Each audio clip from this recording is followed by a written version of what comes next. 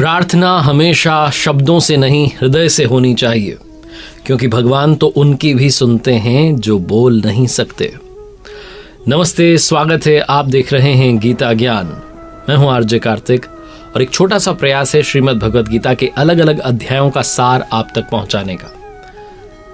अध्याय 12 की आज बात करेंगे, चैप्टर 12 की बात करेंगे। अब तक के अध्यायों में भगवान श्री कृष्ण ने अपने सखा अर्जुन को वो सब दर्शन दिए जो अर्जुन पाना चाहता था। वो विराट स्वरूप के दर्शन दिए जो अर्जुन के मन में इच्छा थी। अपनी उन विभूतियों के बारे में बताया जिनके बारे में अर्जुन को कभी पता नहीं था।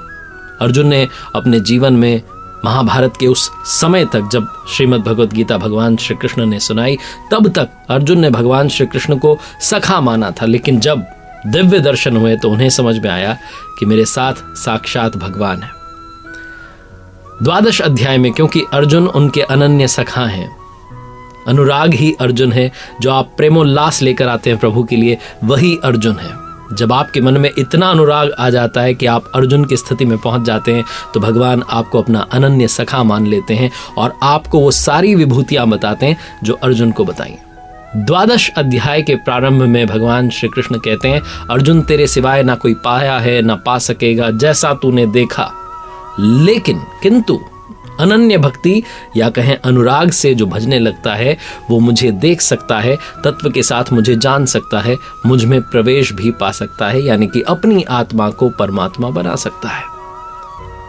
ये सारी समझ जो मैं डेवलप कर पाया हूं, जो मैं आप तक सार पहुंचा रहा हूं, मैं प्रतिदिन पढ़ता हूं श्रीमद् भगवद गीता की यथार्थ व्याख्या, यथार्थ गीता, जिसे परमहंस स्वामी श्री अड़गड़ानंद जी महाराज जी ने लिखा है। आप भी घर बैठे ऑर्डर कर सकते हैं www.yatharthgita.com से। तो 12 अध्याय का प्रारंभ करते हैं, उसके सार को समझने की कोशिश करते हैं। भगवान श्री कृष्ण कहते हैं कि वो 2 मार्ग हैं, उनके बारे में इस 12 अध्याय में भी अर्जुन ने प्रश्न रखा। तीसरी बार उन्होंने प्रश्न रखा।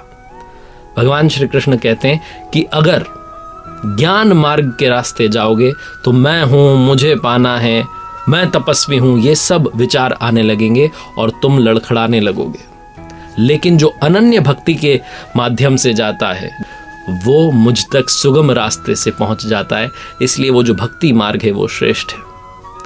अर्जुन ने तीसरी बार ये प्रश्न पूछा है। तीसरे अध्याय में पूछा, 5वें अध्याय में पूछा और यहाँ 12वें अध्याय में 12 अध्याय में फिर से प्रश्न किया। भगवान, आप कभी सांख्य माध्यम से कर्म करने की प्रशंसा करते हैं, कभी समर्पण माध्यम से निष्काम कर्मयोग की प्रशंसा करते हैं, इन दोनों में श्रेष्ठ कौन है? अनन्य भक्त अनुरागी अर्जुन ने प्रभु से प्रश्न किया। अर्जुन बोले, अर्जुन उवाच एवं सतत युक्ता वे भक्तास्त्वाम पर्युपासते ये चाप्यक्षरम व्यक्तम तेषाम के योग वित्तमाह।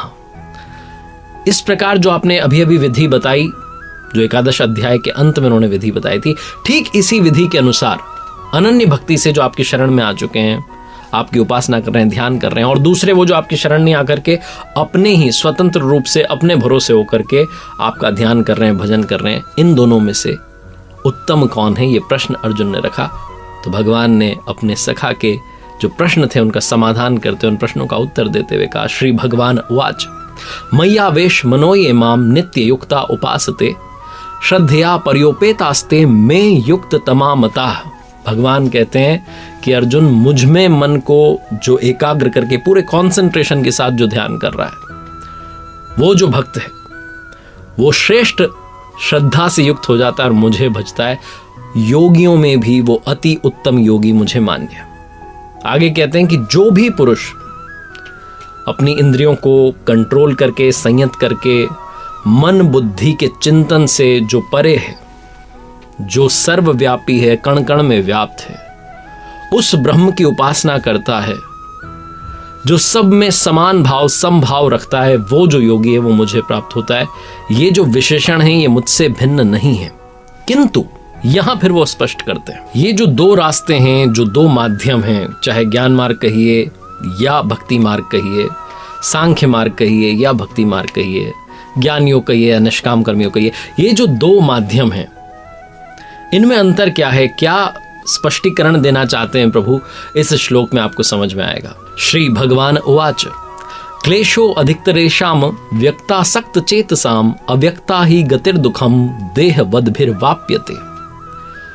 प्रभु कहते हैं अपने सखा अर्जुन को समझाते हुए कि जो अपने में बस स्वतंत्र रूप से चल रहे हैं, जो ये मान के चल रहे हैं कि मैं यहाँ पहुँच गया हूँ, यहाँ से यहाँ पहुँच जाऊँगा, यहाँ से वहाँ पहुँच जाऊँगा, अपनी स्टेजेस को स्वतंत्र रूप से खुद समझते हुए चल रहे हैं, उनके रास्ते में क्लेश जो है वो अधिक है। क्योंकि जो देहाभिमानी होता है, जो देह पर अभिमान करता है कि मैंने पा लिया, सो अहम जो कहता है मैं हूँ, जो सिर्फ मैं हूँ कहता रहता है, वो उसी में घूम के रह जाता है। उसके जो रास्ते हैं उसमें दुख बहुत हैं, क्लेश बहुत हैं। क्योंकि जब तक ये देह का भान है, जब तक आपको ये लगता है कि मैं शरीर हूँ, तब तक वहां तक पहुंच पाना बहुत कठिन है। क्योंकि जब आप ये मान लेते हैं कि मैं तो आपका भक्त हूँ, आपकी शरण में आ गया हूँ, आप संभाल लीजिए, अब आप मुझे आगे लेकर के चलिए, तो आप सब कुछ उन पर समर्पित कर देते हैं। कहते हैं अब मेरे योग क्षेम की जिम्मेदारी अब आपकी हो गई है, आपको मुझे पार लगाना है। भगवान श्री कृष्ण यही स्पष्ट करते हैं कि ये जो ज्ञान मार्ग वाला जो रास्ता है, सांख्य मार्ग वाला जो है, उसमें क्लेश बहुत है। मैं तपस्वी हूँ, मैं योगी बन गया हूँ, ये सब जब आने लगता है तो फिर वो उसी में घूम फिर करके वापस वहीं खड़ा हो जाता है जहाँ से शुरू हुआ था। इसीलिए भगवान कहते हैं कि ये सब छोड़ दो, निष्काम कर्म योग, कर्म किए जाओ, फल की चिंता मत करो। इसलिए फिर से कहते हैं भक्ति मार्ग सबसे सुगम है, सबसे सरल है। तो अब करना क्या है उसे और सरल शब्दों में स्पष्ट करते हैं। श्री भगवान उवाच मय्येव मन आधत्स्व मयि बुद्धिम निवेशय निवसिष्यसि मय्येव अत ऊर्ध्वं न संशय। कहते हैं अर्जुन, तो मुझ में मन लगा, मुझ में ही बुद्धि लगा, इसके उपरांत इसके बाद में क्या होगा, तो मुझ में ही रहने लगेगा, मुझ में ही निवास करेगा, आत्मा ही परमात्मा बन जाती है, इसमें कोई संशय नहीं है। अब मान लीजिए कोई कहता है कि मन भी नहीं लग रहा है, बुद्धि भी नहीं लग रही, हम ध्यान में बैठते हैं, मेडिटेशन में जाते हैं तो 50 तरीके के ख्यालात आते हैं, 50 तरीके के विचार आते हैं, पता नहीं कहाँ से थॉट्स आने लगते हैं, जो बातें सोची नहीं थी वो हम सोचने लगते हैं। स्वामी जी यथार्थ गीता में लिखते हैं कि जो अर्जुन ने कहा ना शुरू में कि मन को रोकना तो वायु की तरह दुष्कर समझता हूं, तो इसका भी उत्तर देते हुए भगवान कहते हैं अथ चित्तम समाधातुम न शक्नोषि मयि स्थिरम अभ्यास योगेन ततो मामिच्छाप्तुम धनंजय।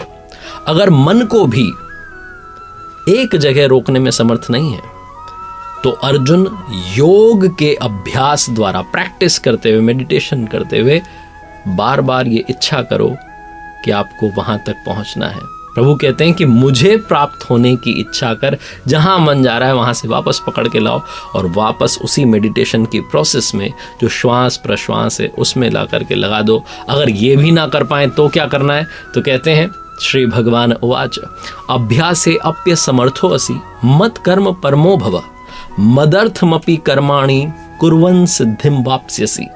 अभ्यास में भी आप कैपेबल नहीं हो, अगर आप प्रैक्टिस भी नहीं कर पा रहे हो, आप ध्यान भी नहीं कर पा रहे हो, तो क्या करें। तो कहते हैं प्रभु कि मेरे लिए कर्म कर, मेरे लिए आराधना कर, मेरी प्राप्ति के लिए कर्म करता जा, पुण्य कर्म करते जाओ, अच्छे कर्म करते जाओ, उस रास्ते पर चलते रहो, थोड़ा थोड़ा करके प्रैक्टिस करते रहो। अगर आपको लगता है कि नहीं बहुत सारे समय तक मैं ध्यान में नहीं बैठ सकता हूं, बैठ सकती हूं, इतना मेडिटेशन नहीं होता है, बहुत इम्पॉसिबल सी चीज है, मन तो भाग रहा है इधर उधर हवा की तरह, तो अच्छे रास्ते पर चलते रहो, किसी का बुरा मत करो। ये भी वो सदमार्गी है, यही वो रास्ता है जो अच्छा रास्ता है। ये भी ना हो तो क्या करें, संपूर्ण कर्म, जितने कर्म है उनके फल का त्याग कर दें, लाभ हानि की चिंता छोड़ दें और मग के आश्रित होकर समर्पण के साथ जो आत्मवान, जो तत्व स्थित महापुरुष हैं उनकी शरण में चले जाएं, एक सदगुरु की शरण में चले जाएं।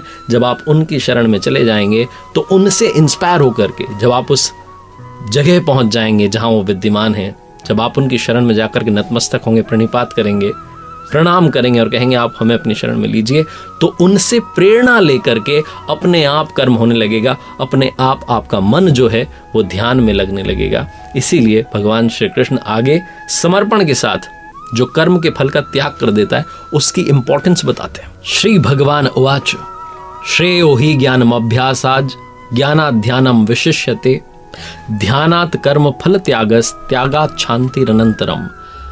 चित्त को रोकने की जो प्रैक्टिस है उससे ज्ञान मार्ग से कर्म में प्रवृत्त होना श्रेष्ठ है। ज्ञान माध्यम से कर्म को कार्य रूप देने की जो अपेक्षा है ध्यान श्रेष्ठ है, क्योंकि ध्यान में प्रभु स्वयं रहते हैं और ध्यान से भी जो संपूर्ण कर्मों के फल का त्याग है कि जो होगा वो प्रभु देखेंगे, वो त्याग श्रेष्ठ है कि फल तो प्रभु के हाथ में है।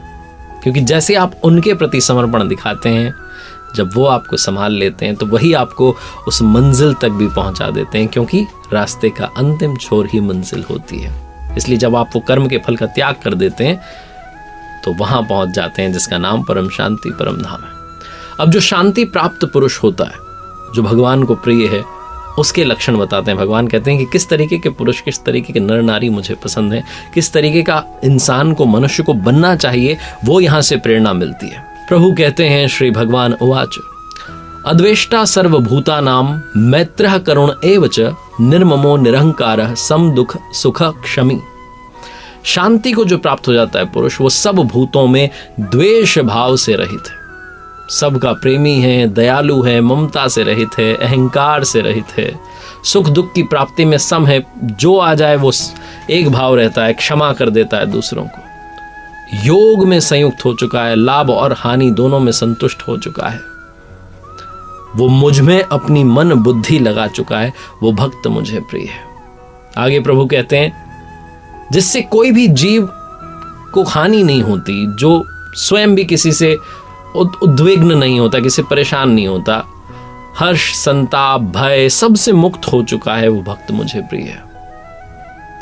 इस तरीके से हमें जीवन जीना चाहिए। स्वामी जी यथार्थ गीता में कहते हैं कि हमारे द्वारा किसी के मन को ठेस ना लगे, इतना हम कर सकते हैं, लेकिन दूसरे नहीं करेंगे, क्योंकि वो तो गृहस्थ जीवन में, वो तो संसारी है, मोह माया में उलझे हुए हैं। तो हमें क्या करना है, हमें उनके जो विचार आ रहे हैं, उनकी जो बातें आ रही हैं, उनसे अपने आप को प्रभावित नहीं होने देना है। होता है ना, रास्ते में कोई शराब पी के चला रहा है तो उससे बचना भी हमारी ही जिम्मेदारी बन जाती है। भगवान श्री कृष्ण अपने भक्त की विशेषताएं बताते हुए आगे कहते हैं, श्री भगवान उवाच समः शत्रोच मित्रे च तथा मानापमान योः शीतोष्ण सुख दुखेषु समः संग विवर्जितः। जो पुरुष शत्रु में, मित्र में, मान में, अपमान में समभाव है, जिसके अंतःकरण की जो वृत्तियां हैं शांत हो चुकी हैं, जो सर्दी में, गर्मी में, दुख में, सुख में, हर द्वंद्व में सम है, और तुल्य निंदास्तुतिर्मौनी संतुष्टो येन केनचित अनिकेतः स्थिर मतिर भक्ति मान में प्रियो नरः। जो निंदा को, स्तुति को यानी कि आलोचना को, तारीफ को समान समझता है, जो मननशीलता यानी कि चिंतन की परम सीमा पर, चरम सीमा पर पहुंच चुका है, जिसकी इंद्रियां शांत हो चुकी हैं, जो हर हाल में संतुष्ट है, वो भजन है, जाहि विधि राखे राम ताहि विधि रहिए। तो जाहि विधि राखे राम ताहि विधि रहिए, उस स्थिति में पहुंच चुका है कि प्रभु जिस हाल में रख रहे हैं मेरा जीवन में, मैं ठीक हूं, मैं संतुष्ट हूं। वो भक्त जो स्थिर बुद्धि वाला हो चुका है, वो मुझे प्रिय है। इस पूरे चैप्टर में, इस पूरे 12 अध्याय में, बहुत छोटा सा अध्याय है, लेकिन इसमें भक्ति जो मार्ग है उसकी प्रशंसा की गई है, उसे श्रेष्ठ बताया गया, और क्यों बताया गया वो भी भगवान ने बताया। इसमें स्पष्टीकरण उन्होंने दिया है, पूरा क्लैरिफाई कर दिया है। इसलिए इसका नाम है भक्ति योगो नाम 12वां अध्याय। आप श्रीमद् भगवद गीता को विस्तार से पढ़िए, समझिए। सिर्फ सार समझने से बात नहीं बनेगी, बार बार चिंतन कीजिए, बार बार पठन कीजिए, बार बार पढ़िए। और इसके लिए आप www.yatharthgita.com से फ्री में अपने लिए घर बैठे एक कॉपी जो है ऑर्डर कर सकते हैं हमारे शास्त्र की, श्रीमद् भगवद गीता की यथार्थ व्याख्या, यथार्थ गीता, जिसे परमहंस स्वामी श्री अड़गड़ानंद जी महाराज जी ने लिखा है। प्रभु कृपा बनी रहे। जय श्री कृष्ण।